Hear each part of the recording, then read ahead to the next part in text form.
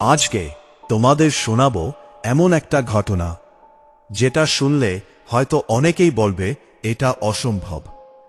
কিন্তু আজও নদিয়ার একটা ছোট গ্রামের মানুষ রাত নামার পর সেই জায়গাটার দিকে তাকাতেও ভয় পায়। একটা পুরনো জমিদার বাড়ি, চারপাশে জল আর কুয়াশায় ঢাকা। লোকজন বলে রাত 12টার পরে ওই বাড়ির সামনে একটা নৌকা দেখা যায়, আর সেই নৌকায় বসে থাকে এক মহিলা। যে কেউ তাকে দেখলে তার জীবনে অদ্ভুত ঘটনা শুরু হয়। কেউ বলে সে মানুষ না, কেউ বলে সে বহু বছর আগে মারা যাওয়া কারো আত্মা, আবার কেউ বলে সে কাউকে খুঁজছে। আজ যে ঘটনাটা তোমাদের বলবো সেটা ঘটেছিল অরিন্দম নামে এক ছেলের সঙ্গে। আর সেই রাতটার পরে তার জীবন পুরো বদলে গিয়েছিল। ছিল শুধু লেখা, যদি সত্যিকারের ভয় দেখতে চাও তাহলে চন্দ্রপুর গ্রামের জমিদার বাড়িতে এক রাত কাটাও। নিচে আর কিছু লেখা নেই, না কোনো নাম, না কোনো নম্বর। অরিন্দম প্রথমে ব্যাপারটাকে মজা ভেবেছিল, কিন্তু ইন্টারনেটে সার্চ করতে গিয়ে সে অবাক হয়ে যায়। সত্যি চন্দ্রপুর নামে একটা গ্রাম আছে, আর সেখানে একটা পুরনো জমিদার বাড়িও আছে। লোকজন নাকি রাতের পরে ওই জায়গায় যায় না, কারণ সেখানে নাকি অদ্ভুত সব ঘটনা ঘটে। অরিন্দমের কৌতূহল বেড়ে গেল। দুদিন পরেই সে ক্যামেরা, ট্রাইপড আর ব্যাগ নিয়ে বেরিয়ে পড়ল। বিকেলের দিকে সে গ্রামে পৌঁছাল। গ্রামটা খুব শান্ত, মাটির রাস্তা, ছোট ছোট বাড়ি, চারপাশে বড় বড় গাছ। কিন্তু গ্রামের মানুষজন অরিন্দমকে দেখে কেমন যেন অদ্ভুতভাবে তাকাচ্ছিল। এক চায়ের দোকানে বসে সে জমিদার বাড়ির রাস্তা জিজ্ঞেস করতেই দোকানের বৃদ্ধ মালিক থেমে গেল। আপনি ওখানে যাবেন? ভিডিও বানাতে। বৃদ্ধ লোকটা ধীরে ধীরে মাথা নাড়ল। সন্ধ্যার আগে ফিরে আসবেন। কেন? লোকটা কয়েক সেকেন্ড চুপ করে থেকে বলল, সবাই ফিরতে পারে না। দোকানের ভেতর হঠাৎ অদ্ভুত নীরবতা নেমে এলো। এক কোনায় বসে থাকা এক বৃদ্ধা নিচু গলায় বলল, জল থেকে যদি কেউ ডাক দেয় উত্তর দেবেন না। অরিন্দম হেসে ফেলল। ভূতের গল্প, কেউ হাসল না। বৃদ্ধ দোকানদার শুধু বলল, রাত হলে বুঝবেন। সন্ধ্যার একটু আগে অরিন্দম জমিদার বাড়ির সামনে পৌঁছাল। জায়গাটা দেখে তার শরীর দিয়ে ঠান্ডা স্রোত নেমে গেল। বড় একটা জলাশয়ের মাঝখানে দাঁড়িয়ে আছে পুরনো বাড়িটা। ভাঙা বারান্দা, জানালার কাঁচ ভাঙা, দেওয়ালে শ্যাওলা, চারপাশে কুয়াশা। বাড়িটায় পৌঁছানোর একমাত্র রাস্তা একটা সরু কাঠের সেতু। অরিন্দম ক্যামেরা অন করল। ভিডিও করতে করতে বলল, আমি এখন দাঁড়িয়ে আছি চন্দ্রপুরের সেই বিখ্যাত জমিদার বাড়ির সামনে। তার গলায় আত্মবিশ্বাস থাকলেও বুকের ভেতর কেমন যেন চাপ অনুভব হচ্ছিল। চারপাশ খুব চুপচাপ, ঝিঝি পোকার আওয়াজও নেই। সে ধীরে ধীরে সেতু পার হয়ে বাড়ির সামনে গেল। ভাঙা দরজাটা ঠেলেতেই করো করো শব্দ করে খুলে গেল। ভেতরে অন্ধকার আর একটা পচা গন্ধ। টর্চ জ্বালিয়ে সে ভেতরে ঢুকল। দেওয়ালে পুরনো ছবি, ধুলো জমে আছে। একটা বড় ঘড়ি দেওয়ালে ঝুলছে, কিন্তু আশ্চর্যের বিষয়, এত বছর পরেও ঘড়িটা টিক টিক শব্দ করছে। অরিন্দম কয়েক সেকেন্ড তাকিয়ে রইল। তারপর ক্যামেরা ঘুরিয়ে ওপরতলার সিঁড়ির দিকে আলো ফেলল। ঠিক তখন ওপর থেকে কারো হাঁটার শব্দ এল। ধূপ ধূপ ধূপ। অরিন্দম থেমে গেল। হ্যালো, কোনো উত্তর নেই। আবার শব্দটা এল। মনে হচ্ছিল কেউ ধীরে ধীরে জিরে হাঁটছে। সে সাহস করে সিঁড়ি বেয়ে ওপরে উঠতে লাগল। পুরনো কাঠের সিঁড়ি করমর শব্দ করছিল। ওপরে একটা লম্বা করিডোর, দুপাশে অনেকগুলো ঘর, সব দরজা আধ খোলা। একটা ঘরের সামনে এসে অরিন্দম থেমে গেল। ভেতর থেকে যেন কারো গান গাওয়ার শব্দ আসছে, খুব আস্তে। একজন মহিলা গুনগুন করে গান গাইছে। অরিন্দমের গা কাঁটা দিয়ে উঠল। সে ধীরে ধীরে দরজাটা ঠেলল। ঘরটা ফাঁকা, কেউ নেই, কিন্তু ঘরের মাঝখানে একটা পুরনো আয়না দাঁড়িয়ে। আয়নাটার দিকে তাকাতেই অরিন্দম জমে গেল, কারণ আয়নার মধ্যে সে নিজের পেছনে একটা মহিলাকে দাঁড়িয়ে থাকতে দেখল। সাদা শাড়ি, ভেজা চুল, মুখ দেখা যাচ্ছে না।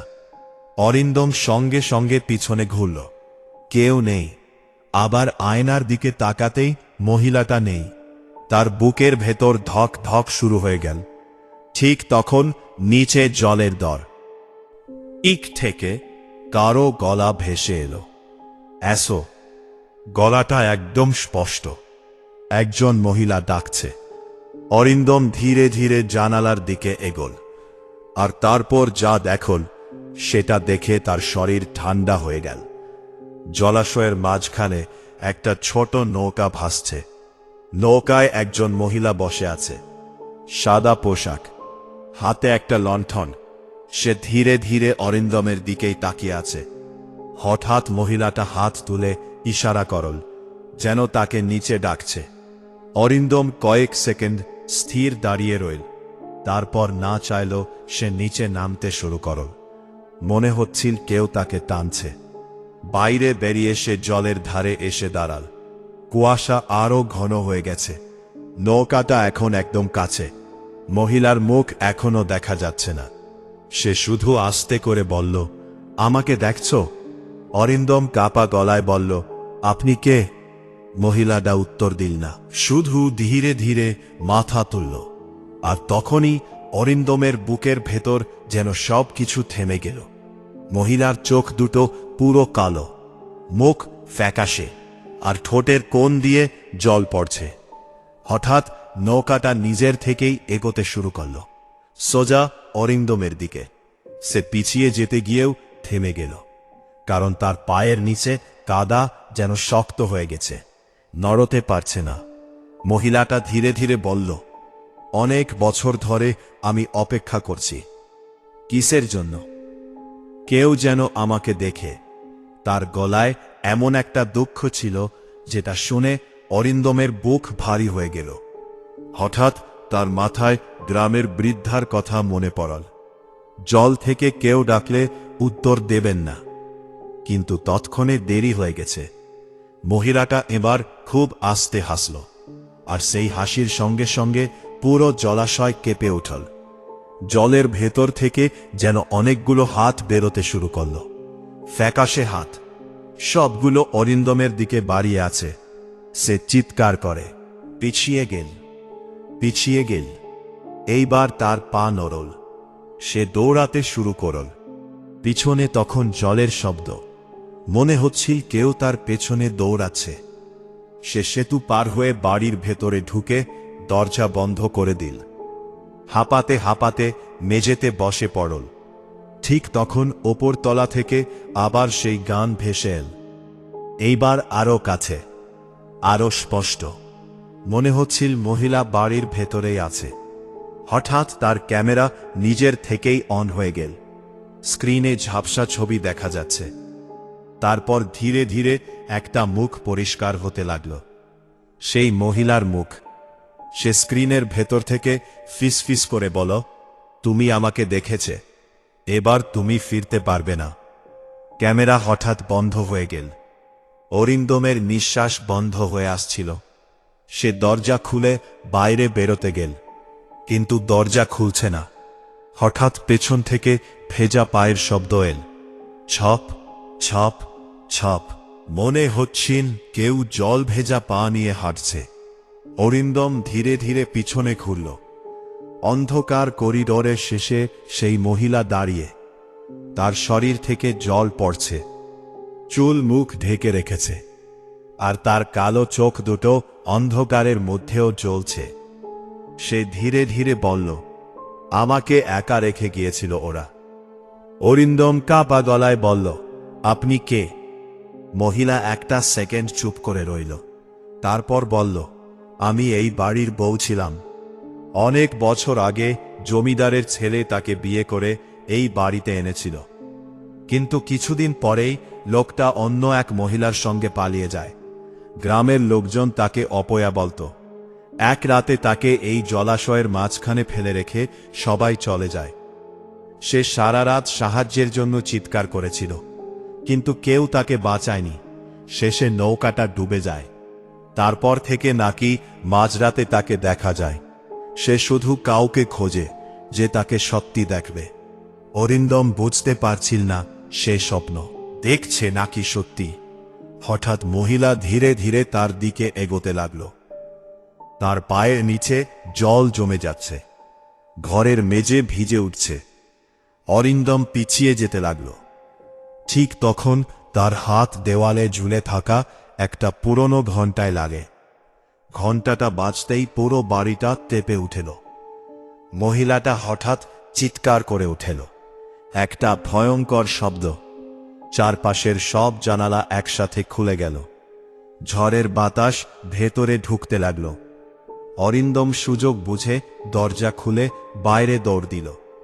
সেতুর দিকে দৌড়াতে দৌড়াতে সে পিছনে তাকাল। বাড়িটার অপরের বারান্দায় সেই মহিলা দাঁড়িয়ে আছে। চাঁদের আলোয় তার মুখ এবার পরিষ্কার দেখা যাচ্ছিল। সেখানে রাগ ছিল না, ছিল শুধু একা হয়ে যাওয়ার কষ্ট। অরিন্দম আর পিছনে তাকায়নি। সে সোজা গ্রাম ছেড়ে বেরিয়ে যায়। পরদিন সকালে গ্রামের মানুষজন তাকে অচেতন অবস্থায় রাস্তার পাশে খুঁজে পায়। তার ক্যামেরা ভাঙা ছিল, কিন্তু আশ্চর্যের বিষয়, ক্যামেরার মেমোরি কার্ডে একটা ভিডিও পাওয়া যায়।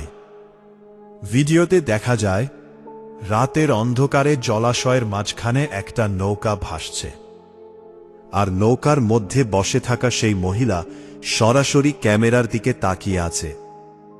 ভিডিওর একদম শেষে খুব আস্তে একটা গলা শোনা যায়, "আমি এখনো অপেক্ষা করছি।" সেই ঘটনার পরে অরিন্দম আর কখনো ভৌতিক জায়গা নিয়ে ভিডিও বানায়নি। কিন্তু আজও মাঝরাতে ঘুম ভাগলে সে মাঝে মাঝে জলের শব্দ শুনতে পায়, আর মনে হয় কেউ যেন তাকে আবার ডাকছে। গল্পটা যদি ভালো লেগে থাকে তাহলে চ্যানেলটা অবশ্যই সাবস্ক্রাইব করে দিও।